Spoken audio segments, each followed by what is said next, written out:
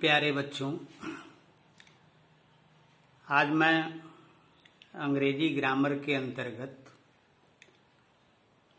Parts of speech से pronoun के विषय में कुछ समझाने बताने के लिए उपस्थित हूँ। यह एक गंभीर विषय है और इसको गंभीरतापूर्वक सुनना समझना होगा, इसलिए कि प्रोनाउन की मिस्टेक्स प्रायः करते रहते हैं लड़के। अब इंटरमीडिएट में सिंटैक्स के अंतर्गत मिस्टेक्स ऑफ प्रोनाउंस आते हैं। हाई स्कूल में भी करेक्ट इनकरेक्ट आता है, कुछ इनकरेक्ट सेंटेंसेस होते हैं, उनको करेक्ट करना होता है। और वैसे तो सभी विद्यार्थियों के लिए यह आवश्यक है। तो बच्चों,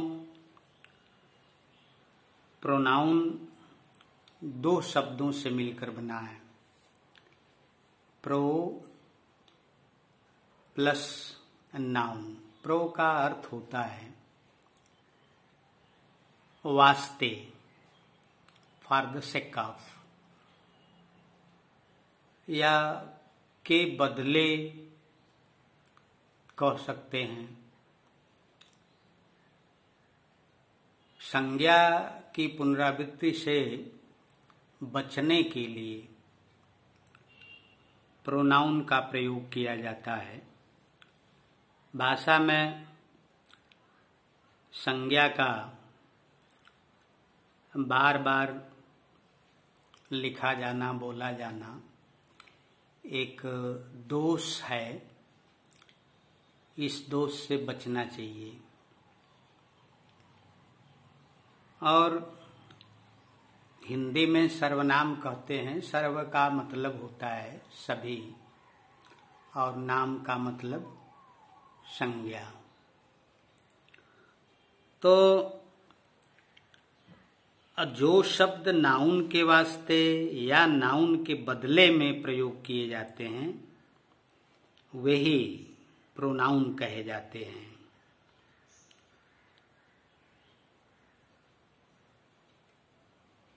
नाउन तो मैंने इसके पहले पढ़ाया है। अब उसके बाद प्रोनाउन को समझा रहा हूं, बच्चे ध्यान दें। Pronoun is a word used instead of noun. Pronoun वो शब्द है जो नाउन के बदले में प्रयुक्त होता है। प्रोनाउन के कई प्रकार हैं, जैसे पर्सनल प्रोनाउन है, रिफ्लेक्सिव प्रोनाउन है, emphatic pronoun, demonstrative pronoun, relative pronoun, interrogative pronoun, distributive pronoun, exclamatory pronoun, impersonal pronoun और रेसिप्रोकल प्रोनाउन। वैसे तो हिंदी में 6 ही बताया जाता है, लेकिन हमने 10 गिनाया। पुनः ध्यान देंगे।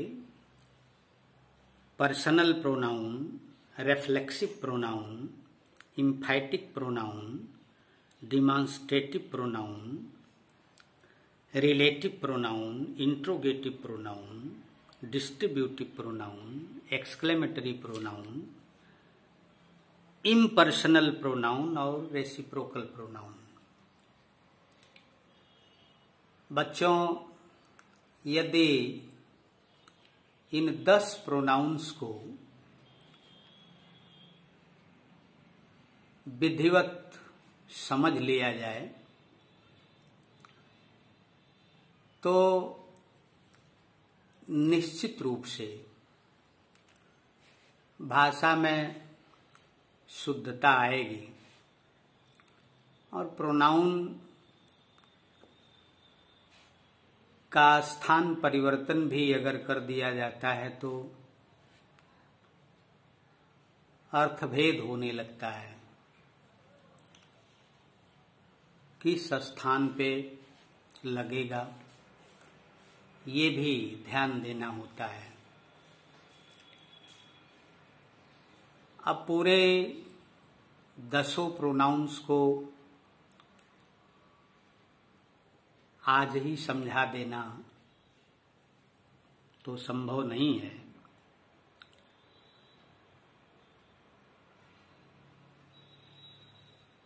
एक वीडियो प्रोनाउन पे ही फिर हम बनाएंगे आपके लिए। आज जो हो जा रहा है उतना को आप सब दोहराएंगे। पर्सनल प्रोनाउन है तो आप जानते हो पर्सन शब्द से पर्सनल शब्द बना हुआ है। पर्सन मीन्स व्यक्ति। व्यक्तियों के लिए यह प्रयुक्त है। और व्यक्ति पर्सन 3 प्रकार के हैं। First person, second person, third person. First person से मतलब है बात करने वाले व्यक्ति से, जो व्यक्ति बात करता है, बात करने वाला। जैसे आई, वी, माई, आवर, मी, अस, ये फर्स्ट पर्सन के अंतर्गत हैं। सेकंड पर्सन है जिस व्यक्ति से बात की जाए, जैसे यू, योर, दाऊ, दाइन, ये सेकंड पर्सन के अंतर्गत हैं। थर्ड पर्सन जिस व्यक्ति के बारे में बात की जाए, जैसे ही, दे, देम, हिम, हर, हिज, दियर, तो ये पर्सनल प्रोनाउन है। एक रिफ्लेक्सिव प्रोनाउन है। एक शब्द है रिफ्लेक्शन, परावर्तन। रिफ्लेक्ट परावर्तित होना, उसी से बना है रिफ्लेक्सिव प्रोनाउन। इनमें सेल्फ या सेल्फ्स जुड़े होते हैं और क्रिया के बाद इनका प्रयोग करते हैं और ऑब्जेक्टिव केस की भांति इसका प्रयोग होता है। अपने प्रयोग से यह सब्जेक्ट को, काम का करने वाला और काम का फल भोगने वाला भी बना देता है। जैसे मैं कहूँ he punished himself, तो इसका अर्थ हुआ उसने अपने आप को सजा दिया। हिंदी में इसका अर्थ अपने आप को होता है। आप जैसे कहें दे presented themselves in the court. They presented themselves in the court. उन्होंने अपने आप को कोर्ट में प्रस्तुत किया। ध्यान ये देना है कि रिफ्लेक्सिव प्रोनाउन का प्रयोग क्रिया के बाद होता है और हिंदी में अर्थ निकालना चाहें तो अपने आप को इसका अर्थ होता है। तो ये पर्सनल प्रोनाउन और रिफ्लेक्सिव प्रोनाउन, इन दो प्रोनाउंस को आप फिलहाल समझो और दिमाग में यह बैठ जाए, इसके लिए 2-4 बार सुनो, समझो, ध्यान देना पड़ेगा।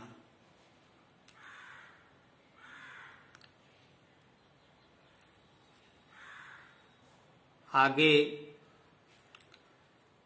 हम फिर शेष जो प्रोनाउंस हैं,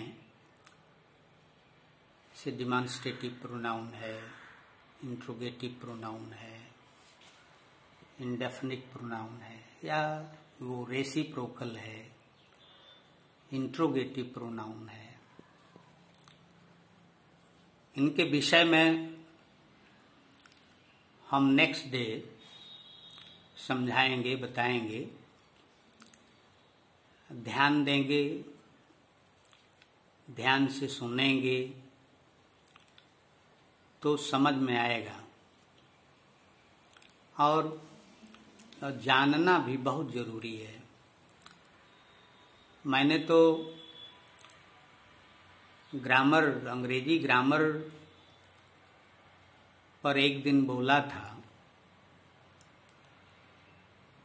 और उसमें मैंने स्पष्ट कहा भी था कि बिना पार्ट्स ऑफ स्पीच का ज्ञान किए और टेंसेस का ज्ञान किए अंग्रेजी भाषा बोलना लिखना कठिन है। पुनः कहना चाहूँगा कि आप ये सब तैयार कर डालो, पूरा नाउन, काइंड्स ऑफ नाउन पढ़ाया, समझाया। आज प्रोनाउन के विषय में कुछ बताया, उसमें पर्सनल प्रोनाउन और रिफ्लेक्सिव प्रोनाउन समझा दिया। नेक्स्ट डे शेष प्रोनाउन को समझाऊंगा। That's all.